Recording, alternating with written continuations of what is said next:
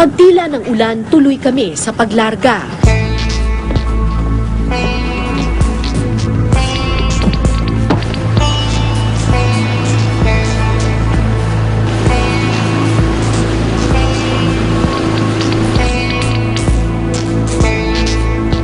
Isa-isang ininspeksyon ng mga patibong.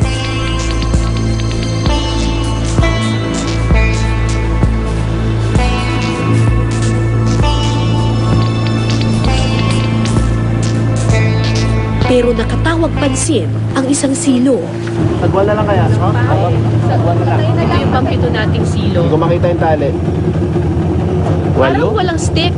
Walang. Ito ko yung tali. Nakasiksik sa loob ng bakawan. Nakalubog. Okay. Isa lang ang ibig sabihin nito. May buwayang kumagat sa aming patibong.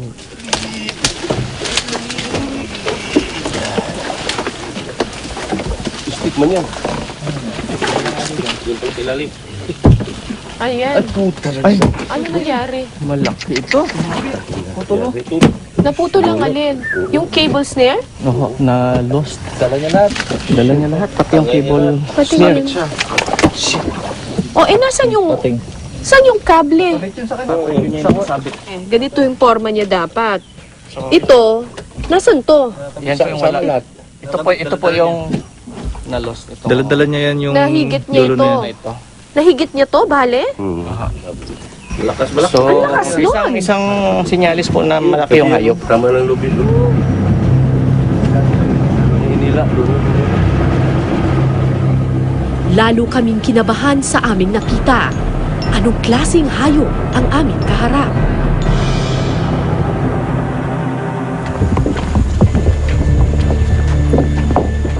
May kabaman sa dibdib, lumarga kami alas 4 ng madaling araw kinabukasan.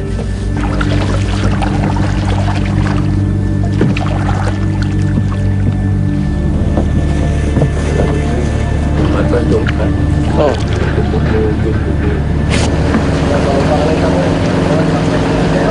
Yes, oh. May trap tayo. Yes, oh. May trap tayo dyan. Mayroon tayong trap dyan. Sa bungad ng bakawan, kung saan nakita ang biktima, Patay na, patay na. Nong, pakipatay ng makina. Patay na. nagtaka kami sa itsura ng aming silo. Wala na ang pain at sa gilid nito, isang pares ng nagbabagang ilaw ang aking nakita. Ay, nakita ko. Yung mata ba yan? Parang may ilaw. Mata ba yun ng crocodile? Yung parang ano? Parang flaming? Parang ganun? Parang light? Baga ng sigarilyo. Okay, kita na pre. Pre, malaki. Malaki. Ang laki. Nakikita yung Nakaharap ata siya sa atin. nakaharap? Patingin? Tingnan ko. Oh my God. Kumpirmado, buwaya nga ang aming nakita. Kadala sa O sige, eto. Okay. Oh, masyado nandikit. Oh, lumalapit, lumalapit. Ayun daw yung bangka. Layo kayo. Punta kami yan.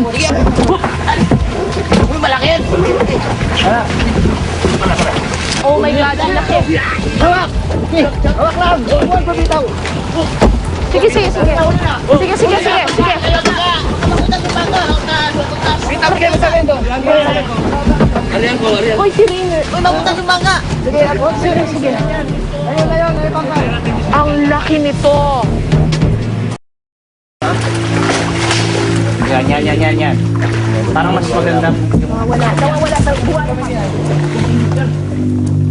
Gaano man katalas ang ngipin ng buwaya, buong tapang na tinalian ng mga crocodile experts ang nguso nito.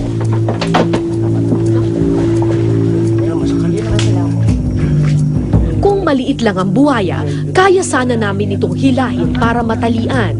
Pero sadyang malaki at mabigat ang buwayang katapat. Dito ka. Para makalapit ako dyan. Ayun ang katawan niyo. Ayun yung paa niya, oh. Kung nakikita ninyo yan, yung kanyang paa, doon sa ibaba, Ilaw sa paa. yan yung kanyang lower right. Medyo malaki yung width niya, oh. Ako. Maganda po balik pa sana. Pag na... Bawal ang batalaw yan. Pag mula dun sa bangka, nakikita mo na yung laki niya, pero from this point of view, ang laki-laki talaga nitong buhayang to. Mga ilang feet ang tansya mo dito? Tingin ko 12. Pasok siya ng 12. Pasok to ng 12 feet. Hanggang buntot na yon. Bagamat nakakatakot ang kanilang bangis, mabilis ding mawala ng lakas ang buhaya. Kaya pagkalipas ng ilang minuto, kumalma rin ito. So sa ngayon, makikita mo at rest yung buhaya kahit nahawakan ko siya dito. Hindi siya gumagalaw. At saka hindi siya pumapalag. Bakit ganun siya ngayon, Rainier? At saka kailan siya magre-regain ng strength niya?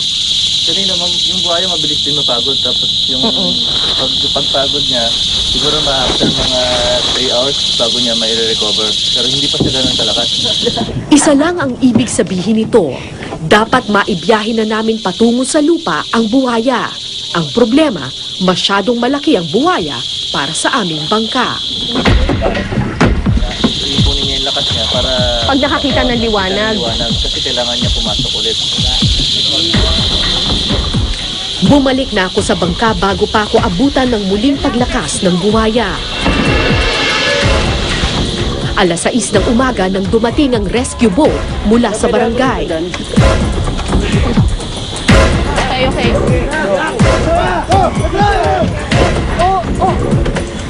Sige pa. Pinagtulungang buhatin ang buhaya papunta sa bangka. Ang problema sa sobrang laki ng buhaya, halos hindi ito magkasya sa aming bangka. Alin? Gulok! Tinatanggal na lang yung kawayan kasi hindi na maiakyat yung buhaya eh.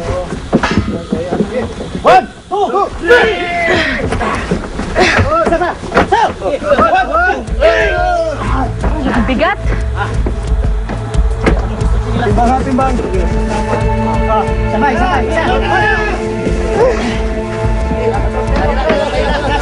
Limang tao na ang nagtulong-tulong sa paghila pero sobrang bigat pa rin ang buhayang ito.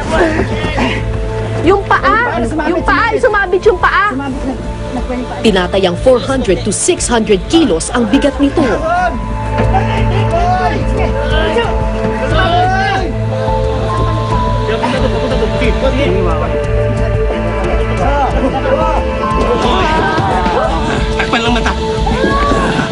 Pag-akyat sa bangka, agad pinatakpan ng mata ng buhaya. Magiging agresibo raw kasi ito kapag nakakita ng tao.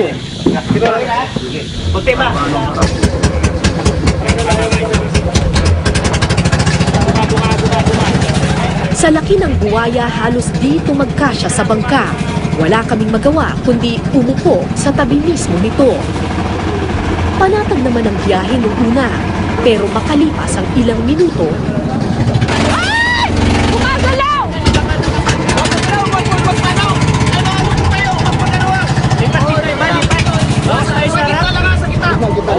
Gitna lang.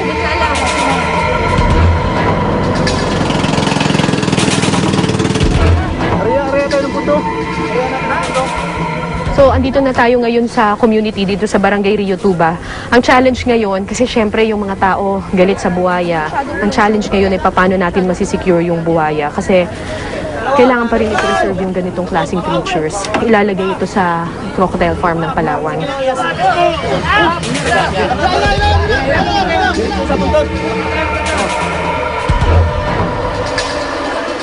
isang bulutong ng tao ang sumalubong sa amin sa komunidad. Lahat gustong makalapit sa nahuling buhaya. Press kayo doon. Di ba kalabas? Balik na muna. Babagsak to. Sa sobrang dami ng tao, nasira ang tulay na kanilang kinatatayuan.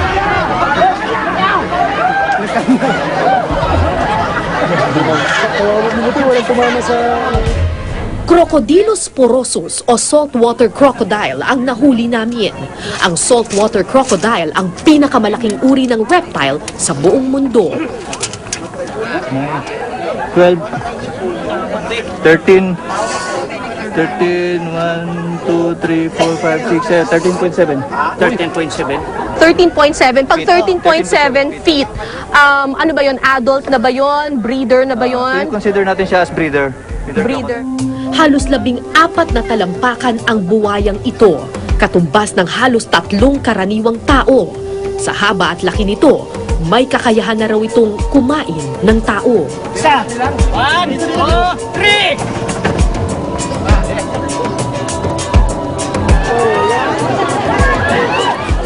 Ilang oras na lang alam naming babalik na ang lakas ng buwaya. Kung kaya nagmadali kaming isakay ito sa truck para ilayo sa mga tao. Tabi po! Kawayan!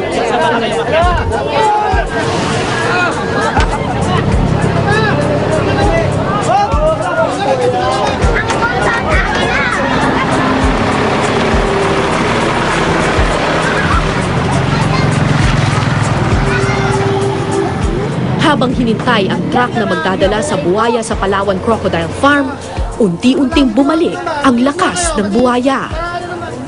Alas 8, kasi alas 5 natin nakuha yung crocodile doon sa Bakawan. 3 hours bago niya ma-retain yung, ma-regain yung strength niya. So, alas 8 na ngayon, tama lang. Malalakas na to, so dapat ibiyahin na to in a few minutes. Ilang oras pa ang lumipas, lalong lumakas ang buwaya.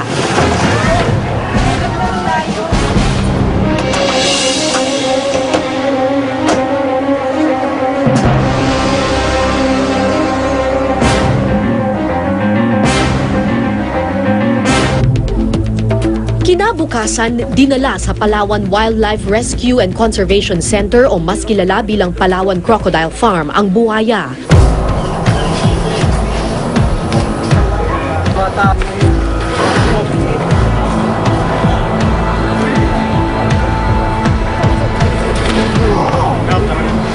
Ito nga ba ang buwayang kumain kay Edwin Lucero noong June 21?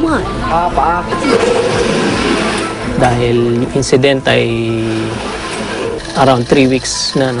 So anything that's taken in or eaten by the crocodile ay tunaw na yun, digested na yun. Parang pointless na pasukahin pa. But the probability is ito yung crocodile na maaring nakapatay dun sa ano, no? Dun sa tao.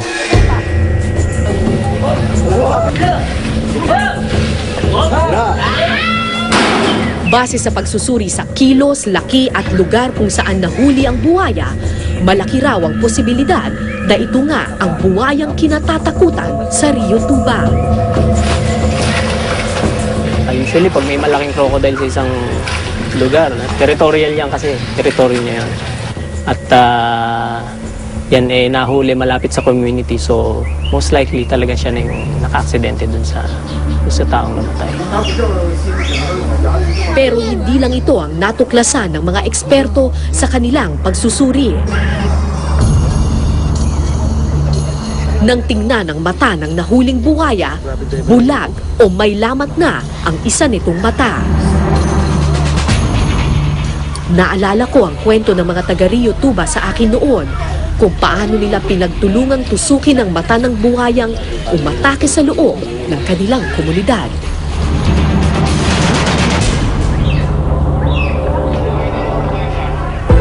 Ang laki nito!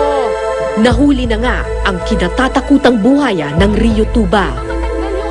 Pero tapos na nga ba ang problema? Gaano man sila kabangis, kahati natin sila sa mundong ito. At hanggat patuloy ang tao sa pagpatay sa kapaligiran, hanggat di tayo natututong irespeto ang bawat isang nilalang, hindi titigil ang buhaya sa paghahanap ng bagong tahanan. Hindi titigil ang pangamba at agam-agam dahil ang sugat ng kalikasan ay tiyak atin rin mararamdaman. Ako po si Cara David at ito po ang Eyewitness.